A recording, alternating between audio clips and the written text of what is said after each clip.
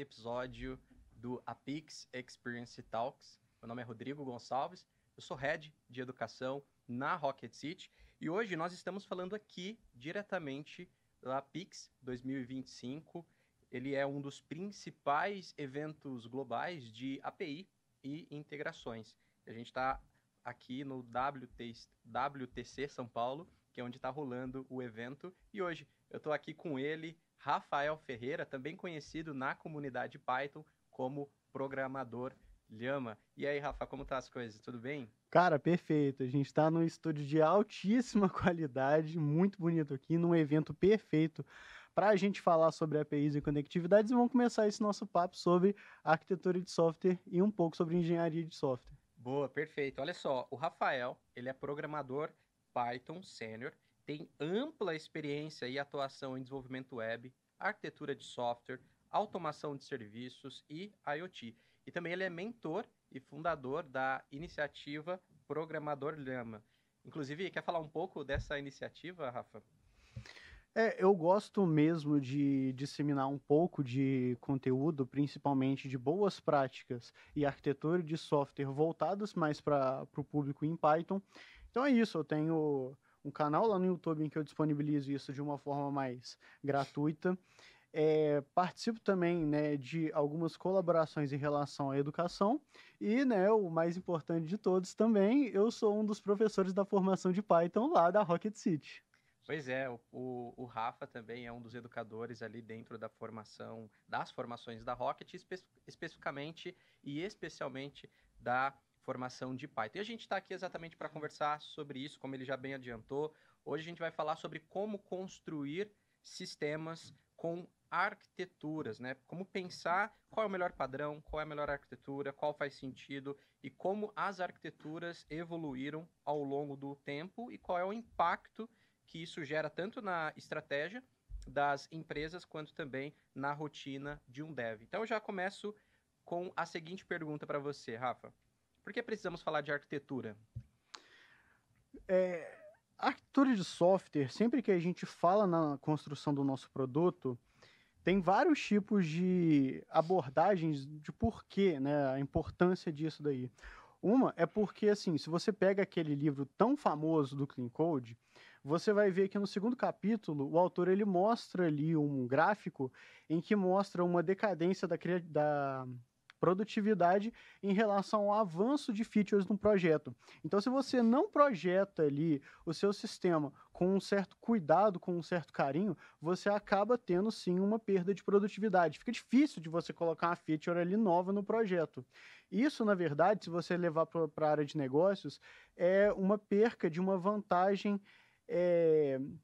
vantagem econômica, na verdade, uma vantagem de negócios, porque se o seu produto ele não consegue avançar e você não consegue fazer boas alterações ali para entregar novas features para os seus usuários, muito provavelmente eles vão tentar buscar outras soluções ou vão para outros casos. Então, quando a gente fala de arquitetura de software, isso vai impactar desde lá do programador que está fazendo o sistema até o ponto final que é a entrega para o usuário final.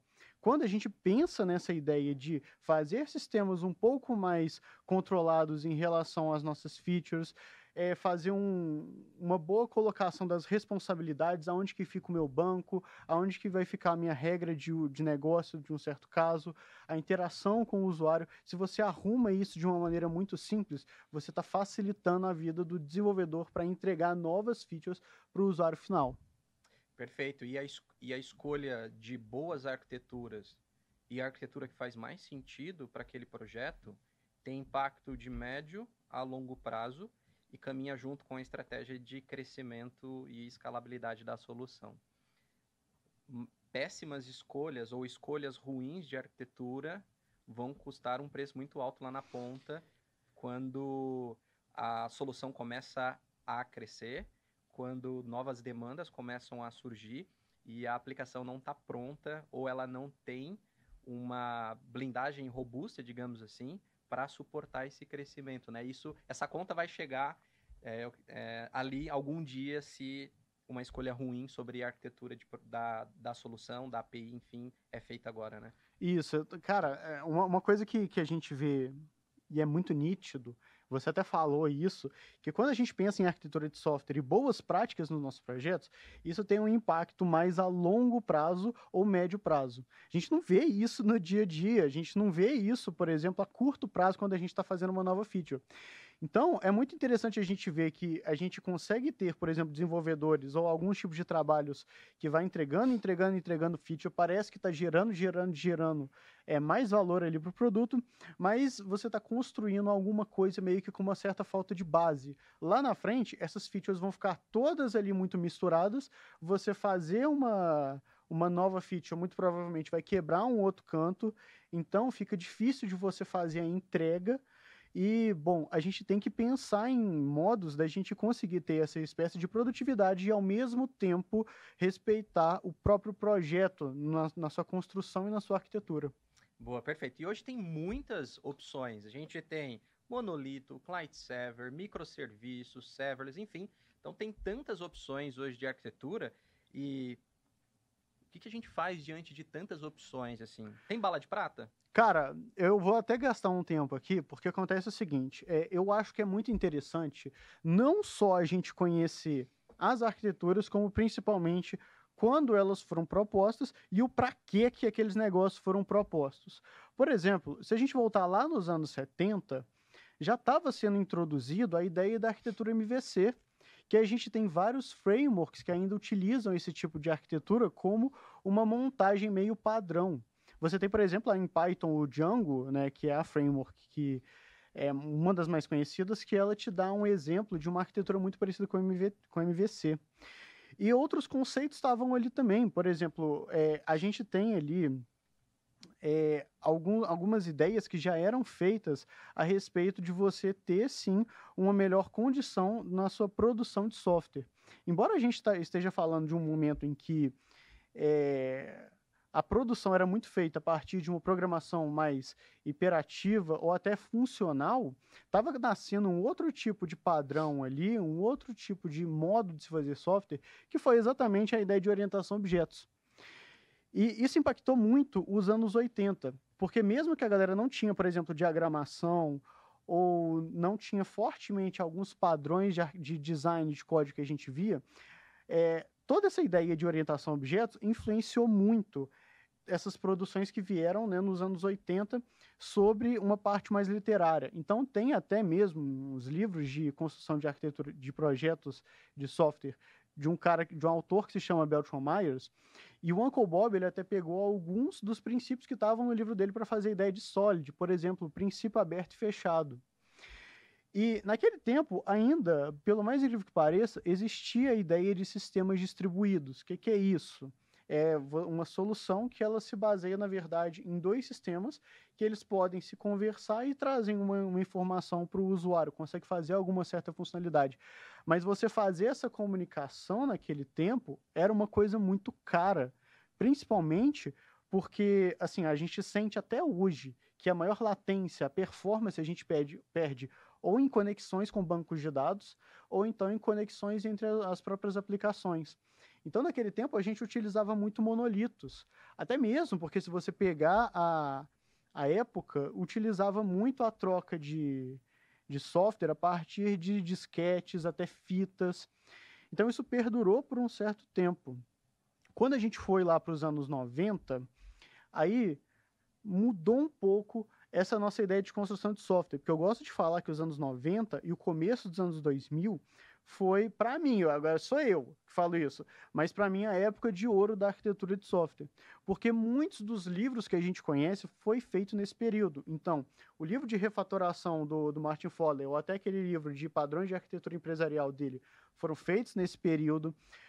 O Extreme Programmer, do Kent Beck, foi lançado ali também, que dava a ideia de TDD. O Programador Pragmático, o livro dos Design Patterns, o ML foi feito nos anos 90. Então, muita coisa nasceu ali. Logo depois, né, nos anos 2005, a gente tinha, sim, a ideia da arquitetura hexagonal, pelo Alistair Cockburn. E depois, né, logo em seguida, a Clean Architecture pelo Uncle Bob, que é muito famosa. Só que nos anos 90, a gente ainda tinha muita programação que era feita em questão de monolitos, embora ainda não tivesse esse tipo de nomenclatura, exatamente para que a gente tivesse esse melhor compartilhamento a partir de CDs, a partir de programações que eram feitas voltadas para desktop. Só que tinha uma coisa que estava nascendo ali por trás, principalmente, né, com a ideia dos navegadores, que foi assim, você ter um melhor compartilhamento de conteúdo entre computadores, que veio a web. Só que ela não foi uma coisa que já pegou tração desde o primeiro dia, foi uma construção. É interessante, o povo, na verdade, lá no começo, a galera fala muito de JavaScript para web, a galera utilizava muito Perl para fazer web, porque tinha a ideia lá de regex, as expressões regulares, e aí você conseguia tratar o HTML de um jeito mais simples. Então você tinha ali servidores HTTP que conseguiam chamar sisteminhas, né, em Perl para fazer algum tipo de atuação. Isso daí era lá no começo e foi muito interessante, porque já tinha uma espécie ali, o que a gente pode pensar que era a ideia de client back, embora não era chamado assim também. Só que muita coisa foi tentada ali nos anos 2000. Java tentou colocar JVM no navegador e fazer a ideia de applets. PHP veio com força e facilitou muito a ideia do desenvolvimento web. Teve essa dúvida de qual utilizar para a gente fazer trocas de informações, por exemplo, com o SUP mandando XML, ou então mandando com JSON, mas com essa ideia de REST. Então, muita coisa foi construída ali nos anos 2000. Só que uma coisa interessante que estava acontecendo foi exatamente essa ideia de, poxa, eu tenho um navegador aqui, e eu tenho uma linguagem muito bacaninha que ela consegue fazer algumas modificações aqui no HTML direto, que é exatamente o JavaScript. Poxa, vamos investir um pouco nesse cara aqui, vamos fazer o projeto talvez utilizando melhor essa ferramenta, porque naquele tempo tentavam fazer muitos frameworks, né? E várias linguagens tiveram frameworks para atuação. Então, veio o JavaScript e aí já teve algumas tentativas. O jQuery foi uma, nasceu ali em 2006, né? Muita gente tem muito saudosismo pelo jQuery e ele realmente merece. Aí depois teve, por exemplo, a ideia dos outros frameworks web que davam, que foi o React Angular e o Vue, justamente para você ter uma maior responsividade ali na parte do front e também um melhor tratamento de como que fica a arquitetura do seu próprio serviço. Começou a se falar nessa expressão, ela começou a pegar a atração que era o front-back, porque você agora com o JavaScript conseguia separar de uma maneira mais intuitiva um projeto para se tratar em um cliente, né, para se ter uma certa quantidade de programadores ali, e teve uma parte de back-end. Poxa, mas esse back-end, imagina, Rodrigo, se eu e você e mais 30 caras tem que ficar toda hora comitando nesse projeto, toda hora fazendo implementação ali. Poxa, vamos tentar separar isso daqui, e não é porque a tecnologia fica melhor separado, não, é porque aí eu consigo fazer times. Fica o time ali de pagamento, fica o time aqui para mexer, né, com o cadastro de usuários, fica um time aqui de segurança, e aí veio a ideia de sistemas distribuídos. E logo depois a ideia de microserviços, né? Vamos fazer sistemas tão separados os possíveis que se um cair não afeta o outro. E, né, veio a ideia de computação em cloud, que começou até mesmo pela Amazon lá em 2006, pegou tração na próxima década. Microsoft também foi com muita força aí. Então, a gente chegou até mais ou menos o padrão em que temos hoje. Essa ideia de você olhar a história e principalmente como que foram evoluindo a tecnologia importa bastante quando a gente vai olhar sobre a arquitetura de software. E foi mal que eu peguei muito tempo aqui, mas eu acho interessante falar isso. Não, perfeito. Você fez um resgate histórico aqui e é muito legal trazer essa consciência pra gente. Às vezes a gente nem imagina esse percurso até chegar aqui e a gente chega nesse momento em que, em resumo, temos o monolito. E minha pergunta é, quando faz sentido usar um monolito hoje? E por outro lado, a gente tem microserviços, né? E quando faz sentido usar um ou quando faz sentido usar outro? E se entre esses dois, trazendo aqui o serverless, e se serverless é um hype ou se vale a pena também olhar para essa arquitetura? Perfeito. Quando a gente fala, na verdade, de microserviços, pelo mais incrível que pareça, Microserviços pode ser um sistema que pode gerar mais latência, ele pode ser menos performático. Você vai ter, por exemplo, que mexer com uma monitoria grande para ver todos os serviços que você tem ali. Então, na verdade, qual que é o benefício, para que a gente utiliza a ideia de microserviços? Não é exatamente por causa de tecnologia, mas é por causa de divisão de projetos, divisão de equipes. Tem alguns deploys de pipeline, por exemplo, que 30 devs mexeram ali no projeto, fica extremamente complexo. Um vai ficar pisando no pé do outro. Vamos separar. E aí fica um time ali só para uma coisa, outro para outra coisa. Então, essa daí é uma das grandes vantagens. É por isso que você cria microserviços. Isso ajuda a expandir o seu time e também o produto de uma maneira mais fácil. O monolito, ele nunca tem que ser visto como uma espécie de vilão ou como uma espécie de engenharia atrasada. Na verdade, sistemas de monolito tendem a ser, dado as suas proporções e fazendo toda a arquitetura do monolito de uma maneira muito limpa, tende a ser bem mais performático. Tende a você conseguir entregar features mais rápidas do que mexer, por exemplo, em 3 serviços ao mesmo tempo para você entregar alguma feature. O único problema do monolito é realmente você vai ter uma aglutinação de pessoas trabalhando naquilo.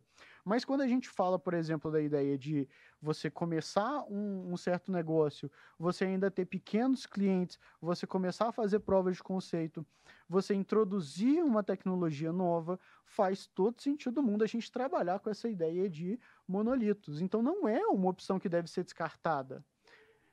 Até mesmo que microserviços por si só é um pouco mais caro, né? Você coloca mais máquinas, você faz muita coisa ali. O serverless, cara, eu vejo mais como uma espécie de necessidade que veio do mercado.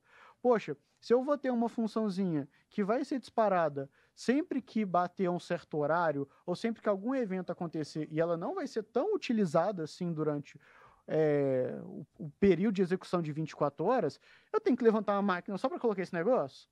Então vamos deixar ali num ambiente um pouco mais especial, né? Até nasceu essa ideia de FaaS, que é Function as a Service, para que ela rode em alguns períodos, eu pague somente quando essa funçãozinha rodar e pronto, acabou. Então, eu não vejo ela como hype em si, a ideia de serverless, mas sim como uma outra ferramenta que a gente tem que usar e respeitar. Nossa, perfeito. E agora a gente entra, inclusive, tudo isso que você trouxe, a gente entra nos impactos estratégicos e técnicos no negócio. Então, ficou muito claro aqui que essas decisões, elas não são primariamente apenas decisões de código, mas são decisões de produto. Então, a arquitetura, ela deve ser pensada como uma decisão de produto, porque ela vai influenciar na escalabilidade, manutenção do projeto, enfim, do código, o time to market, né, principalmente pensando em colocar isso quanto antes ali para os clientes. E com todo esse cenário aqui, acho que a gente pode agora começar a falar sobre tendências, o que vem pela frente. Perfeito. E aí a gente tem, por exemplo, hoje, se falando muito de arquitetura orientada a eventos, né? Isso daí é uma coisa muito interessante, cara, porque quando a gente fala, às vezes, de arquitetura orientada a eventos, a gente tem que falar o seguinte, seria muito interessante se alguns desses serviços, eles não se travassem, e principalmente se a atuação desses serviços fossem assíncronas. Por exemplo, vamos supor que eu faça um cadastro de usuários. Aí eu tenho que mandar depois para ele um e-mail pedindo para ele confirmar, né, as credenciais, confirmar a senha. Só que para você enviar e-mail, o protocolo SMTP ele é lento. E você não pode travar a tela ali, você não pode travar a requisição. O usuário ele tem que falar que ele recebeu alguma coisa. Então é interessante com que a gente mande uma certa mensagem para um serviço, falar o seguinte, olha, realiza essa operação aqui, manda esse e-mail, e enquanto isso eu vou parar a atuação dessa pessoa aqui. E isso é exatamente a ideia, né, que é principal de uma arquitetura orientada a eventos. Por exemplo, geração de PDFs, o sistema fala para você, olha, eu estou gerando aqui e depois você vê lá no seu e-mail que eu vou te mandar ele. Né? Então, você tem, na verdade, um modelo de arquitetura baseado em mensagerias, aí vem o famoso RabbitMQ, que é da gente fazer essas trocas de informações e a atuação de serviços não bloqueantes. Eu vejo que é uma atuação muito interessante, que ela tem sim a sua colocação, e você consegue escalar grandes serviços com isso. Perfeito. E ainda nessa linha, temos também hoje uma das arquiteturas também que acredito fortemente que... Acho que talvez nem seja só uma tendência, é de Edge Computing, né? Cara, esse daí é um dos mais interessantes que eu tava dando uma olhada por agora, porque, olha só, sempre que eu tô falando de arquitetura aqui com você, Rodrigo, eu sempre falo do contexto desse negócio, porque é muito fácil eu chegar e cuspir qualquer coisa e ficar meio que fora do contexto. Edge Computing, na verdade, é exatamente uma ideia que a gente tem de produção de sistemas que a gente já tinha os ferramentais e só agora começamos a pensar um pouco neles. Por exemplo, o que é a ideia do Edge Computing? Poxa, se eu tiver, por exemplo, dirigindo um carro mais inteligente, esse é o caso clássico, e eu tiver que mandar uma requisição para o servidor para ele fazer um certo cálculo de uma certa probabilidade, né, seja de bater ou seja alguma coisa, e voltar para o carro, você está gastando muito tempo. Pode ser, às vezes, milissegundos. Tem que ser uma coisa muito performática. Então é mais interessante que a gente tenha, por exemplo, uma espécie de um sistema embarcado ali para que faça esse cálculo rápido e já tome as decisões necessárias. Onde que a gente está utilizando isso, por exemplo, em algumas empresas? Quando você fala, por exemplo, de processamento de dados financeiros. Algumas empresas, embora a gente fale muito sobre computação em nuvem, em cloud, elas têm servidores físicos ali no próprio andar delas para você ter realmente uma troca mais rápida, uma tomada de decisão mais rápida, sendo que 2 segundos, 1 segundo é muito tempo a ser gastado, até mesmo quando você fala em real time. Então, Edge Computing vem exatamente com essa ideia de se casar esses dois elementos, né? Você ter uma resposta mais rápida e ainda poder trabalhar com os outros sistemas que a gente tem por aí. Perfeito. E aí, para a gente já caminhar aqui para o final, como você vê a inteligência artificial influenciando, seja nas decisões ou nas arquiteturas de projeto, aproveitando que IA é um tema quente, né? Eu sou bastante favorável. Bastante. Porque, assim, o interessante das inteligências artificiais é exatamente a gente conseguir poupar um pouco de tempo e ainda assim conseguir um recurso muito valioso. Por exemplo, eu entendo que para algumas pessoas entender esse contexto todo que eu falei sobre arquitetura de software, e eu fui extremamente resumido, demanda um certo tempo. E às vezes a gente tem que sim separar um certo tempo para entregar valor.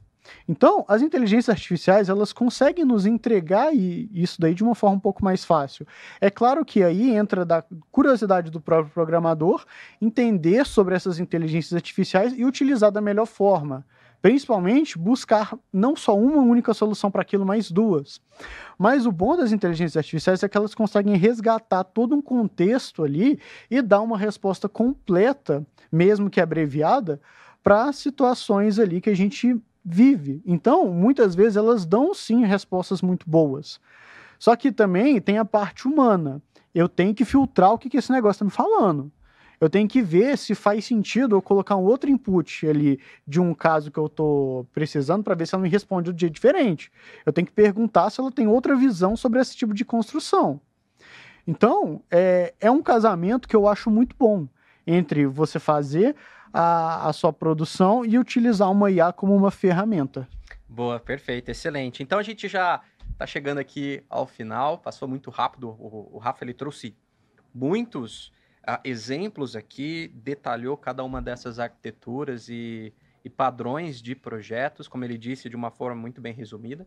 E é importante a gente ressaltar que uma não necessariamente elimina a outra, né? Você pode, inclusive, juntá-las em ter um projeto que combine uma ou mais arquiteturas. Certeza. Aproveitando que você trouxe aqui, Rafa, de uma forma bem resumida, para a gente já caminhar aqui para o final, gostaria de perguntar se você tem dicas de livros, enfim, materiais, cursos, enfim, que as pessoas possam procurar para também se aprofundar nesse tema. Perfeito, vamos lá. Eu tenho umas dicas aqui que são legais e eu vou usar elas exatamente nesses nossos minutos finais, que é o seguinte.